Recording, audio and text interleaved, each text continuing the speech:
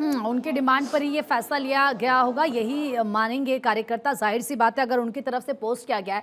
अच्छा, तो पार्टी की जिम्मेदारी की अगर बात करें तो पार्टी की जिम्मेदारी को लेकर भी फिर बड़े बदलाव क्या आ सकते हैं आगे नजर? जी बिल्कुल, देखिए राष्ट्रीय अध्यक्ष तो नीतीश कुमार हैं पार्टी के, और नीतीश कुमार राष्ट्रीय अध्यक्ष बने रहेंगे। राज्यसभा की सीट भले ही उनके लिए जो खाली हुई है उस पर उनका नामांकन आज होने जा रहा है। 16 मार्च को चुनाव भी होने हैं, नतीजे भी 16 मार्च को आएंगे। तो पार्टी में नीतीश कुमार बने रहेंगे या राष्ट्रीय अध्यक्ष का भी पद छोड़ेंगे, ये अभी स्पष्ट नहीं है। लेकिन माना यही जा रहा है कि नीतीश कुमार राष्ट्रीय अध्यक्ष बने रह सकते हैं, और राज्यसभा की सीट पर जब वो जीत हासिल करेंगे उस सीट पर, तो उसके बाद जो तस्वीरें होंगी और साफ होंगी कि आखिर उनकी भूमिका केंद्र में क्या होती है। क्योंकि केंद्र में उनकी भूमिका अहम होगी ये माना जा रहा है, क्योंकि जिस कद के नेता हैं, जिस तरीके से उन्होंने एनडीए को एक तरह से कहा जाए तो एकजुट रखा है। बीच में हालांकि 2 बार जरूर उन्होंने आरजेडी के साथ सत्ता परिवर्तन किया था बिहार में, लेकिन उसके बावजूद जो एक नेचुरल एनडीए को माना जाता है, और यही वजह है कि नीतीश कुमार को बड़ा पद मिलेगा और केंद्र में भी उनकी भूमिका बड़ी होगी। ये भूमिका उनकी आगे और ज़्यादा बड़ी होगी। अच्छा, अगर मैं चेहरों की बात करूं, इस वक्त कौन कौन से वो चेहरे या कौन कौन से वो नाम हैं जो सामने आ रहे हैं, जिनको अगर बनाया जाता है सीएम या बड़ी जिम्मेदारी दी जा सकती है बीजेपी से, तो वो कौन से चेहरे हो सकते हैं और किसकी संभावना सबसे ज़्यादा नज़र आ रही है? देखिए, कयास लगाए जा रहे हैं। मंगल पांडे और सम्राट चौधरी के नाम की सबसे ज़्यादा चर्चा हो रही है, लेकिन बीजेपी अपने फैसलों से चौंकाती है। और निश्चित तौर पे देखिए, कोई अति पिछड़ा या पिछड़ा तबके कोई मुख्यमंत्री बन सकता है, क्योंकि नीतीश कुमार जिस तरीके से पिछड़े वर्ग से आते हैं, तो वैसे ही कुर्सी पे कोई पिछड़े वर्ग का भी नेता बैठ सकता है, काबिज हो सकता है। इस बात की भी उम्मीद जताई जा रही है।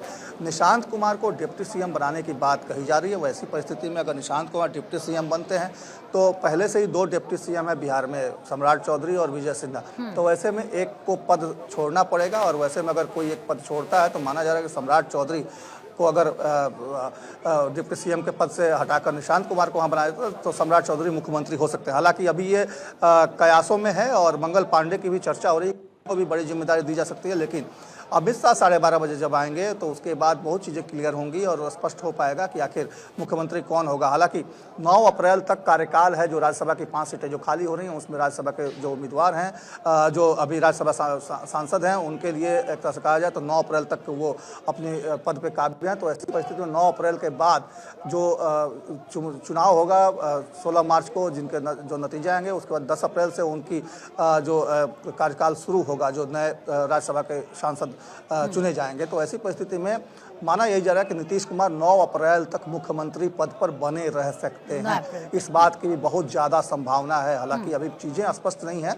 ये स्पष्ट हो गया है कि नीतीश कुमार राज्यसभा जाएंगे, 2 बजे अपना नामांकन पर्चा दाखिल करेंगे, और अमित शाह की मौजूदगी में, नितिन नवीन की मौजूदगी में तमाम चीज़ें होने वाली है। अच्छा सर्वेश, एक बहुत ही इंटरेस्टिंग चीज़ जो हमने बिहार में देखी है, और जब से मैं बिहार को देख रही हूँ, हमेशा से ये कहा जाता था कि जेडीयू बड़े भाई की भूमिका में पहले रहती थी और बीजेपी छोटे भाई की भूमिका में रहती थी।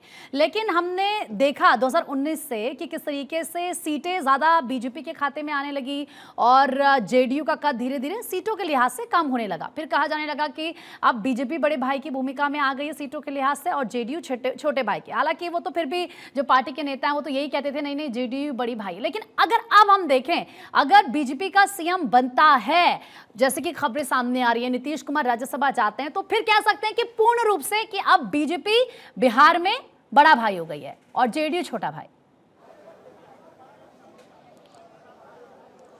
जी बिल्कुल, देखिए जिस तरीके से चुनाव दर चुनाव जेडीयू की सीटें कम होती गई, बीजेपी की सीटें बढ़ती गई, तो इस तरीके से लगातार ये बात कही जाती रही कि बीजेपी जो है अब वो बड़े भाई की भूमिका में आ गई है, जेडीयू छोटे भाई की भूमिका में है।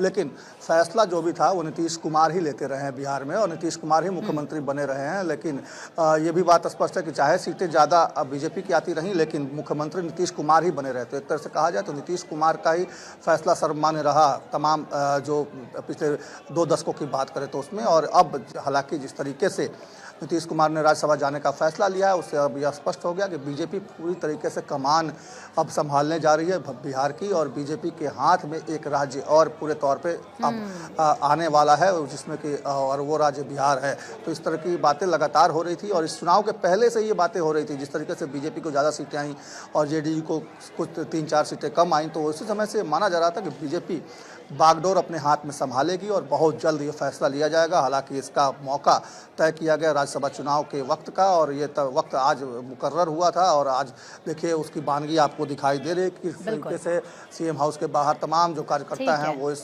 फैसले से हालांकि नाखुश हैं, लेकिन नीतीश कुमार ने एक तरह से कहा जाए तो खुद ही इसकी पुष्टि करके स्पष्ट कर दिया है कि अब खुद उन्होंने क्लियर कर दिया है, सियासत मैसेज दे दिया है में पोस्ट के जरिए, अपनी इच्छा को जग जाहिर उनकी तरफ से किया गया है।